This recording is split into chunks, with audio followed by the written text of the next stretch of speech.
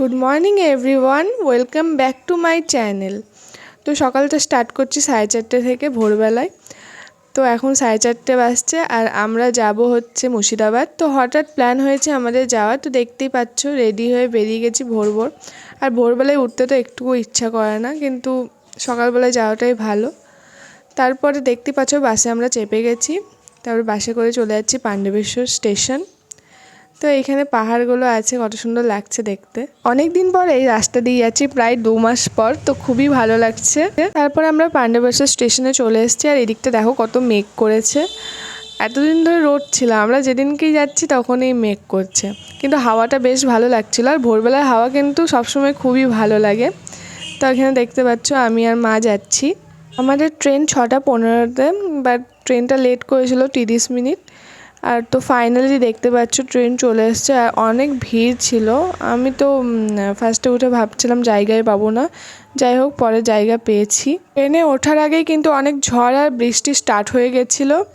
তো ভাগ্যিস ট্রেনটা চলে এসছে, নাহলে কিন্তু আমরা পুরো ভিজে যেতাম। তো দেখতেই পাচ্ছ। তারপর ট্রেনে চেপে আমরা একটু বসে গেলাম। আর ট্রেনে চাপলে তো ঝালমুড়ি খেতেই হবে, কারণ ঝালমুড়ি খেতে কিন্তু খুব ভালো লাগে। ট্রেনে বসে ঝালমুড়ি খাবো আর জানলা দিয়ে দেখতে থাকবো। জানলা দিয়ে দেখতে দেখতে ঝালমুড়ি খেতে খেতে বেশ ভালোই মজা লাগে। এবার কিন্তু রামপুরহাটে নামবো। আর দেখতেই পাচ্ছ রামপুরহাট চলে এসছে। আর দেখো কত ভিড় হচ্ছে ট্রেনে ওঠার জন্য সব। তো আমি এখানে নেমে যাচ্ছিলাম। তো নামার পর বেশ ভালোই বৃষ্টি হচ্ছে, পুরো ভিজে গেছিলাম। দেখতেই পাচ্ছ কত মেঘ করেছে, কত বৃষ্টি হচ্ছে রামপুরহাটে নামার পর।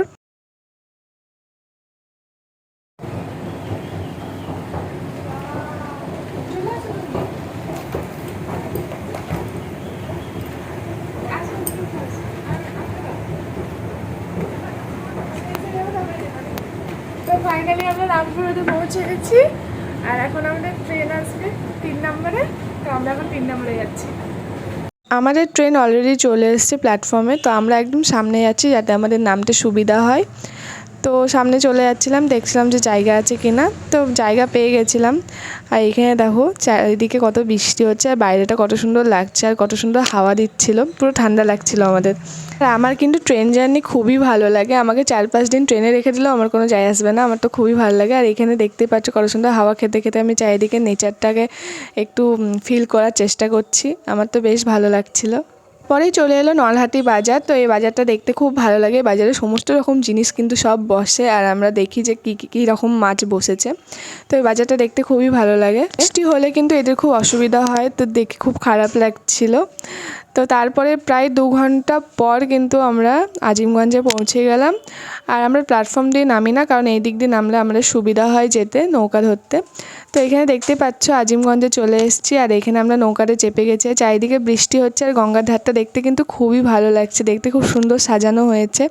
আর ওই পারে আছে জিয়াগঞ্জ। তো জিয়াগঞ্জটাও তোমাদেরকে দেখাবো। গঙ্গার জলটাও বেশ সুন্দর লাগছিল দেখতে, আর তার মধ্যে বৃষ্টি পড়ছে, তো আরোই বেশি ভালো লাগছিল।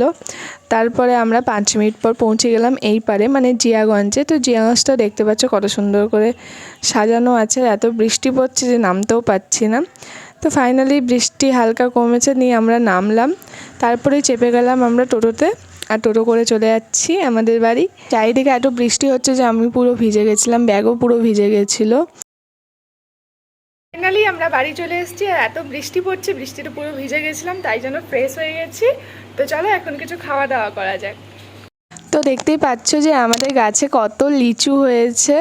আর এই লিচু খেতে কিন্তু আমার খুবই ভালো লাগে। তো বাড়িতে পৌঁছেই কিন্তু ফার্স্টে লাঞ্চ করতে তখন দেরি আছে, তাই আমি ফার্স্টে কিন্তু লিচুই খেয়ে নিয়েছিলাম।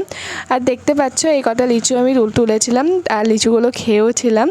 লাঞ্চ করার পর আমরা একটু ঘুরতে বেরিয়েছিলাম সব বোনরা মিলে একটু মাঠের দিকে। আর এখানে দেখো কত সুন্দর লাগছে, বেশ মেঘ করে আছে, মাঠে ঘুরতেও বেশ ভালো লাগছে, চারিদিকে কাদা কাদা হয়ে আছে। তো বেশ মজা হয়েছিল কিন্তু আমাদের।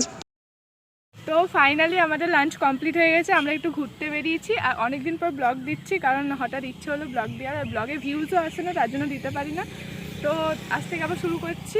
তো ভাবছি ব্লগটা আজকে এখানে এন্ড করবো, কালকে আবার নতুন ব্লগ আসছে। তো ভিডিওটা লাইক করে দিও। Bye bye.